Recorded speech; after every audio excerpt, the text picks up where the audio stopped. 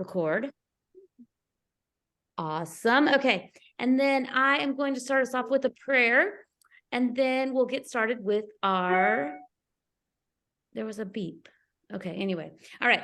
Dear Heavenly Father, thank you so much for bringing us together tonight.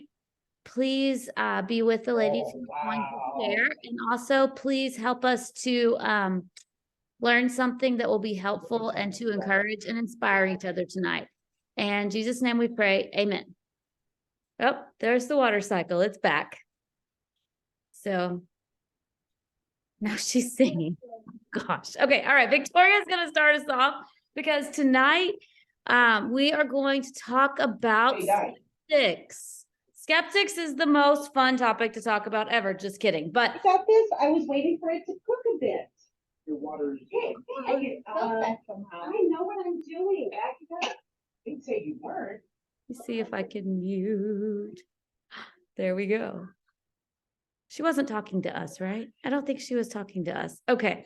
All right. I'm a little distracted because I'm having to listen to things over there. But anyway, so we're going to talk about skeptics. And I want you to know that somebody told me a long time ago. It was like at my first leaders retreat. I was probably a senior gold. And they told me there was there were a bunch of diamonds in the front of the room. And they said, y'all, we want you to know that the only reason we are diamonds is because we have heard no more times than you. And I promise you, I have heard no so many times. I have heard just about every ridiculous reason that people can't use plexus, or they think I shouldn't use plexus. Sometimes it's family, sometimes it's not family. Sometimes it's best friends. The majority of my best friends that were my best friends before plexus still don't use plexus. And like Vicky's one of my best friends now, but we weren't really friends before plexus. So if you have somebody in your life that you love and care about that is skeptical, I want you to know I've been there, I've done that, and so have pretty much everybody else on this call, because what we do is different. And just like with Finley, people fear or don't understand things that are different. Okay. One little thing I'm going to throw out there before we let Victoria get started. It was super interesting to me. We had some team members dealing with some skeptics at the same time that I was helping Jackson prep for Bible Bowl. And the chapter he was doing for Bible Bowl was Matthew chapter, I think it was 12. It might have been 13. I don't think it was 14, but it was right there, Matthew 12 to 14, somewhere in there. And it was the chapter that ends with Jesus going back to his hometown to preach. And the people in his hometown thought he was crazy. And we're like, who is this? And why does he think that he should be able to tell us these things? And he's crazy. And, and they were offended by what he said. And I was like, how interesting is this that even Jesus was not respected by the people from his hometown, right? So it's okay if some people don't understand. And even Jesus gets that, which is kind of a cool thing. Anyway, all right. So I'm going to let Victoria talk. I'm going to mute myself so you don't have to hear Jack Hartman. It's kids' music, sing along. And then after that, we'll go to, I think we'll do Lynette and then Casey. Awesome. Thanks, Aubrey. So I don't know if there's anybody else in the world, I'm sure there is, that is as worried about what others think as I do. It's one of my downfalls, and Aubrey is nodding her head because she knows. And it's something that I have to constantly work on daily. It comes from a long childhood of wanting to people please and to make sure that I was noticed and created value and people around me were always happy. And so this is something that I'm constantly striving on doing, and being in network marketing is not helpful in that area because you have to constantly work on reminding yourself that it's not you and that you but you have a reason you're doing this. And so anyways, and some of you are going, yeah, because you get that. So this is not an easy profession to be in if you're one of those people like me who is a recovering people pleaser and someone who cares a lot about what other people think. And I really wish I could turn that off sometimes, but I can't. And so learning to deal with it and to use it for good instead of dwelling on it has been definitely something that I am working on a lot, like the past 6 months or so. And I have had a lot of skepticism in the 6 years that I've been doing this. My husband is super supportive, but I think we grew up in this era of, and people all today as well, grew up in the era of like, you go to high school, you go to college, you get a degree, education's important. And if you don't have an education or you're not doing something with an education degree, it's not usually as valued, or it doesn't appear to socially be as acceptable. Today, it definitely is way more. But one of the biggest skeptics that I have had and still continue to have are my in-laws. They are highly educated. One's a dentist, one's an occupational therapist who's retired, and they're incredible people. And I hit the jackpot with in-laws. But they constantly, when I quit my job in June from teaching, from my educated degree, they were like, I don't think that's a good idea. Are you sure? And even today, they still ask me questions. And the biggest thing that I can share about that is not only do I get skepticism from them, I've had people over the 6 years, when I very first started, Aubrey remembers this, I had someone screenshot a message I sent them in Messenger and posted on social media with my picture there and said, watch out for this girl. She's trying to sell you some blah, blah, blah. And she was my age and totally blindsided me. And luckily she deleted it like hours later, because I think she realized she may have been under the influence, I think, when that happened. But anyways, I have been through a lot of those types of things. And of course that killed my soul. But the biggest thing that I remember doing and still continue to do is you're never going to get rid of the skeptics. You're never going to convince someone that what you're doing is important, because you don't have to prove it to anybody else. And I've always heard, well, they don't pay your bills and da da da da. And like, that's true. But really the biggest key and for my journey has been to pour myself into why am I a part of this company? The belief of what we have and what this company can do. And I don't believe in myself often, but I know that what I'm sharing is good. And so I have to keep reminding myself of those types of things. And that is my biggest way that I put a stop sign to the haters or the skeptics or even my in-laws, who are incredible people, but just don't get it. I have to remind myself that I don't have to prove anything to them. My actions will prove that in time. But what we have is good, and that's a great reminder. So that's all I have to share.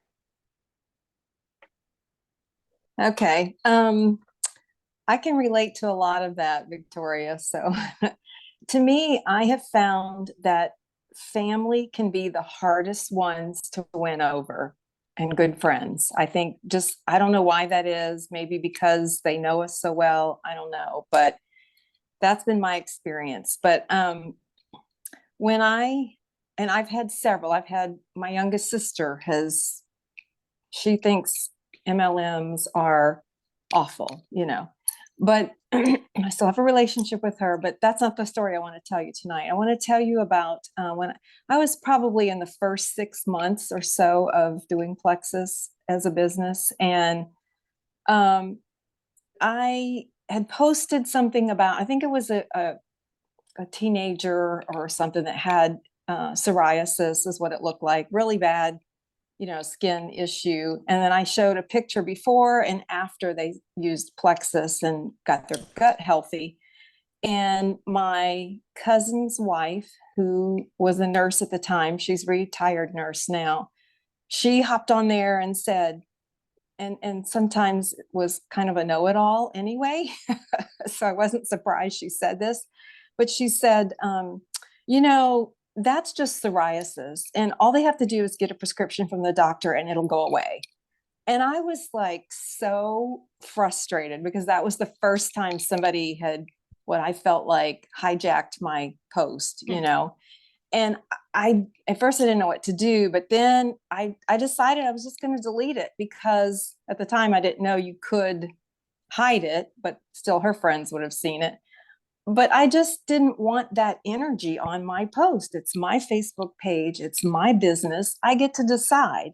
So I didn't feel really bad about doing that. In fact, it made me feel better.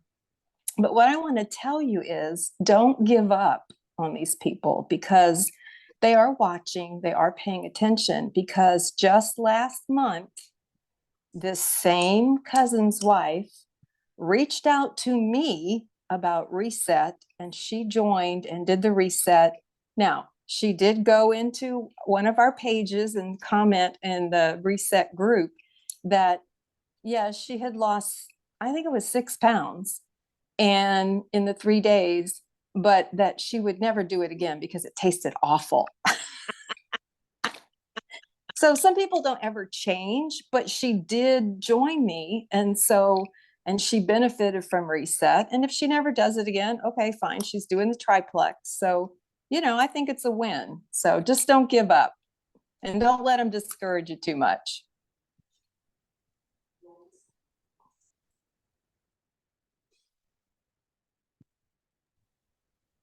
Okay, I'll go next. So my story is more, I guess, about the business side.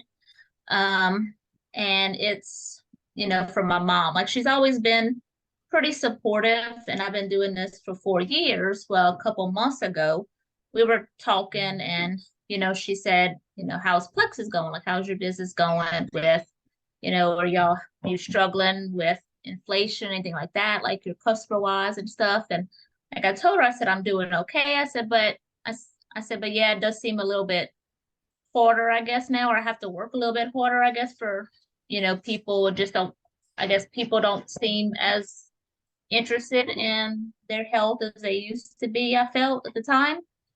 But then she told me, she said, well, I really think that Plexus is going to struggle this year, like with inflation, and basically just kind of made me feel like I was in the wrong, like I shouldn't be doing this anymore. And of course, our wonderful minds, my mind sort of spiraling. And I kept thinking, I'm like, well, maybe she's right. And of course, my thoughts, affected my feelings. So I was really discouraged. And, for a few days, like I really had to do a lot of thought work for it. I've been using a thought coach, and a few days went by, and during those, after my mom had told me that, I got really discouraged, but I stopped, I stopped reaching out to people. And then I kept remembering, like, everything my mom had told me I was trying to find reasons that was true. But then I started remembering, I'm like, what would my thought coach ask me? I kept asking myself, like, do I want to believe that? Is it possible that she's wrong about it? There are still people that are ordering, and I do have a lot of people that are still ordering monthly. I do have people that sign up, and if I quit now, or if I let her skepticism control the way I think about it, or control my actions, if I quit, I could totally miss somebody that's out there praying for an answer, whether there's somebody praying because of inflation that Plexus couldn't give them an answer to that for their opportunity, or somebody is praying for, help with their health. And if I quit, or if I let the skepticism get the best of me, then I missed that opportunity to help somebody. So that's kind of how I had to really shift my perspective and my thoughts on it. And I've never been really great at it. And I'm a lot like Victoria. I've always been a people pleaser. And then whenever my mom said that, it really bothered me for a while, because I've always been one to, please her and do whatever they say. And then, and whenever I realized it's not that she didn't approve, she was just, I guess, more concerned about where the future was going to, hold. And I think that just kind of really bothered me. So, you can definitely go down a downward spiral, when somebody is skeptical or says something negative to you, and you can have bad thoughts about it. And it could create, you to have, not work your business, or not take the products or fall off. Or what I try to do is just think more positive, or, find another reason to motivate me to start working and remember my why, like why I started doing this, and, and just tell myself I can quit, or I can help somebody. I can be an answer to somebody's prayer. So that's kind of how I've been working recently with skepticism. But there's always going to be skepticism and skeptics out there. It's just what you think about it when someone tells you about it. It's going to really be what's going to be the key to growing,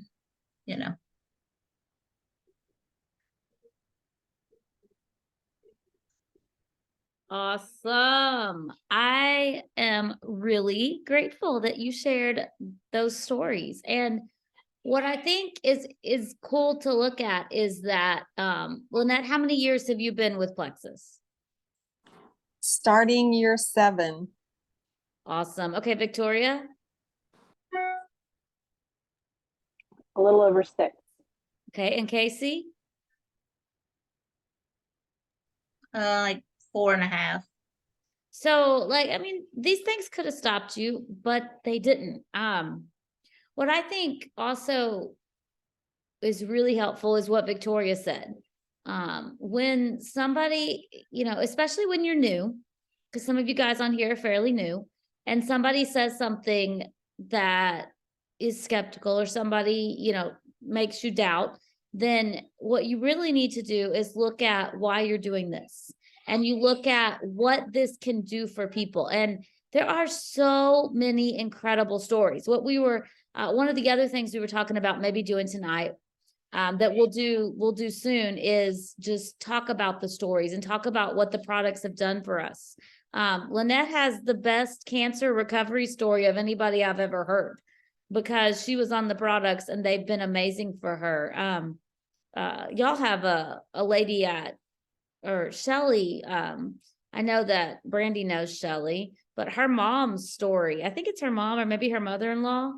I don't know. It's one of them, but I get confused about if it's mom or mother-in-law, but she has been on the products, and she's had a great story too. I mean, it's not that our products are magical. It's that our products focus on blood sugar, gut health, and inflammation. And that's almost magical, not because it's magic, but because God created our bodies to be amazing.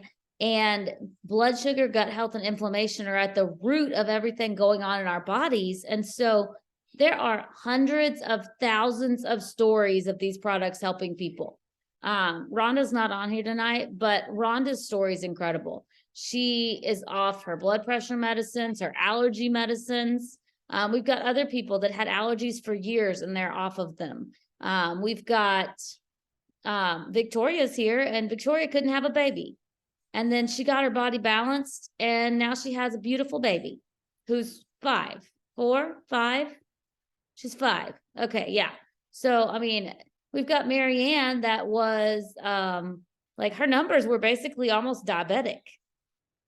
And now they're not.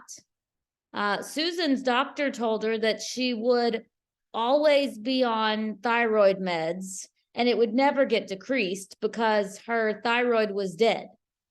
But yet it did get decreased. Casey and I, this is not even as big a deal overall, but we couldn't poop. I've heard stories of people that would go over a week without pooping. That is miserable. I mean, I used to go a couple of days. I've never been over a week without pooping, except when I had children and they gave you those drugs that slow your body down.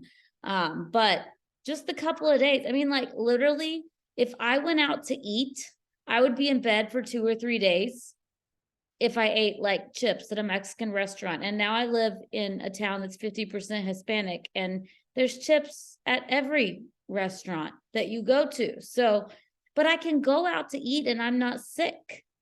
I mean, I can't go out to eat and then be sick and deal with Finn. There are so many stories, though, of how the products have helped people. And so these skeptics, they're just going to miss out. Eventually they may be like Lynette's. It was your sister?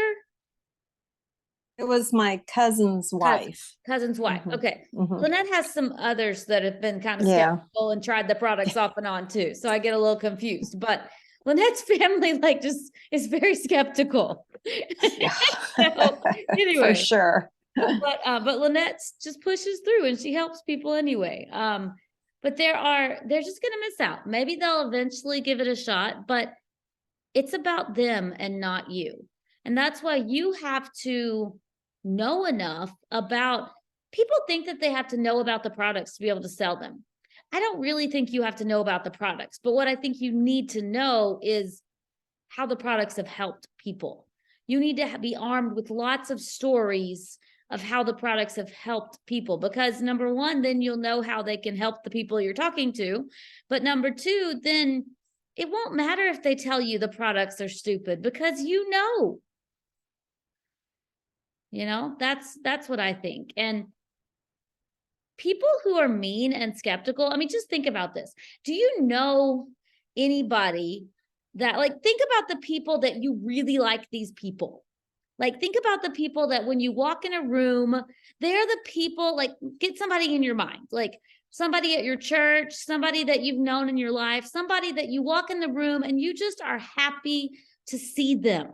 Okay. Somebody that makes you filled with joy and happiness. And you're like, this is somebody that just, I love being around. I would be happy to see them. Those kind of people are typically emotionally mature. And even if they don't like something, they're not jerks about it. Okay. Like, I mean, if the person you're thinking about is probably not a jerk if they don't like something, because you don't really want to be around those kind of people. But actual reasonable, emotionally mature people are not jerks about things.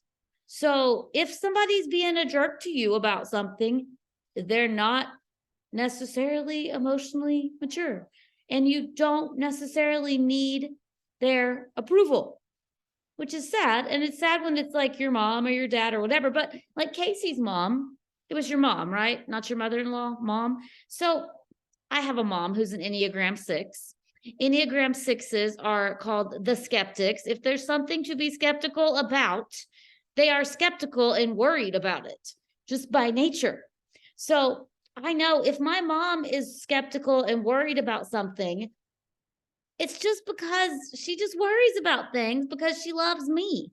So Casey's mom probably was just worried about Casey and just how Casey's industry was going to be doing based on everything else, and so she wasn't really trying to be hurtful or cause Casey to go down the rabbit hole spiral. So you just kind of think about, like, who said it? What was their intention? Some people are going to say it just to be jerks because they're not happy with themselves. People who don't like themselves say mean things to other people. Like back in my teen years, I had a group of little friends. Jackson and I were talking about it because he doesn't really have a best friend. And I was like, I didn't really either. I just had a group of friends and it was okay. And I had one friend that would always be commenting on who looked fat and who looked bad in their clothes. And guess which friend was the fattest? That one, because she didn't feel comfortable with herself. So she would badmouth other people because it made her feel better. I don't know. And so typically, psychologically, if you study psychology, when people are rude to other people, it has to do with their own insecurity. It almost always doesn't have to do with you. But guess what we assume anytime somebody's rude to us? We assume it has to do with us, but it really doesn't. And so my advice is always to consider the source and consider, is that even somebody whose opinion you respect? Okay. So if you respect their opinion, then think about, are they biased? Are they biased because their personality is just to be skeptical of everything? Are they biased because they had a bad experience? Are they biased because they're jealous? Are they biased because fill in the blank? And then so decide if that's even valuable information. Now, so for example, if Lynette came to me and said, Aubrey, I didn't like this thing that you said. I thought it was mean. I'd be like, oh, okay, I do respect Lynette. I do value her opinion. This is not something that was, that where she is biased because she's in a bad mood or, taking it personally or whatever. I'm like, okay, maybe I should think about what I said. But if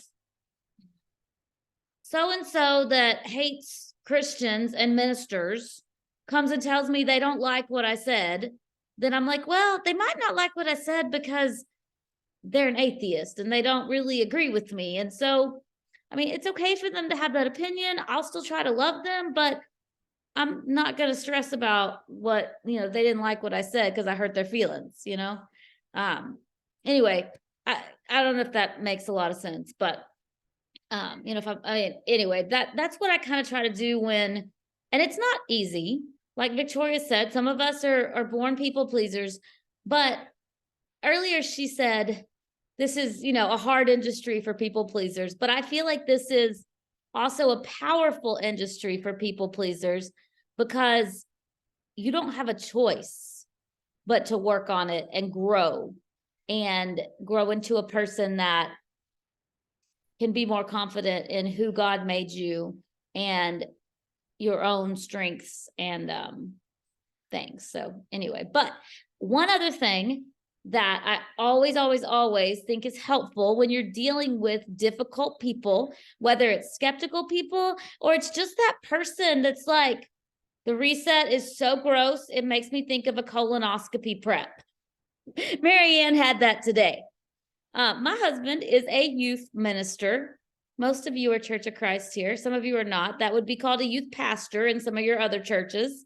But anyway, that my husband has been that for over 20 years. And we have had some crazy people because like Jesus said, it's not the healthy who need a doctor, it's the sick. And we're all sick at some point in our churches. But what helped us so much was when we would be able to get together once a month with other youth ministers and tell stories of all the crazy people and the crazy parents that said this or that, or that were like, you can't go to a drive-in movie because that's sinful. And we're like, there's like 40 of us sitting on a blanket together watching like Wall-E or something. This is in the daylight. This is fine. Shut up.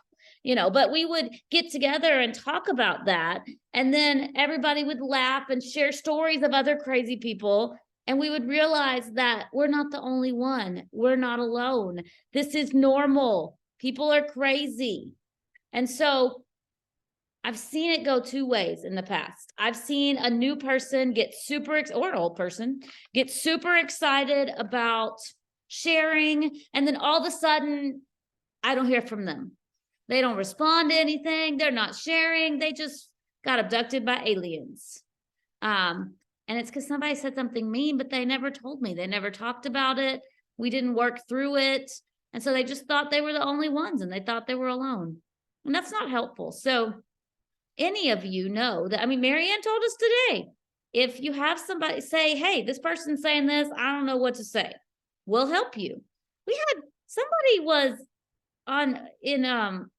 whose post was it? It was somebody on Meredith's team, but somebody was like, Plexus supports all this crazy stuff and Plexus is evil. And I'm like, what they said was not even true.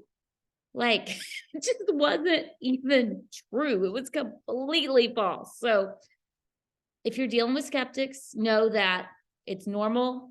It even happened to Jesus. It's going to happen to you. And the more skeptics and the more no's, the closer you're getting to diamond, because that means you're putting yourself out there more. And nobody ever died from a no. And you can tell us and we can joke about it. And several years later, you'll be like, yeah, remember that person that thought that Slim felt like they were getting stabbed by 1,000 needles in their throat? I've had all those people. Like, it was like, Slim makes me feel like I'm eating glass. It was a nurse. We found out she'd had like a mega B12 injection, and sometimes that made her feel that way too. Like, shoot me now. Anyway, I've had some crazy stories, but the bottom line is I'm still here. I'm still helping people and I'm still pooping. Anyway, that's pretty much it. Did anybody have a question or a closing comment? Can you hear the water cycle?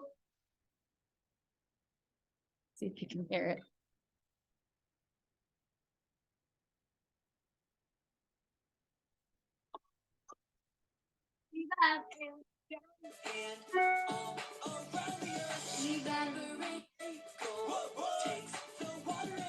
She also tattooed her arms. She wrote Finley Grace on her arms.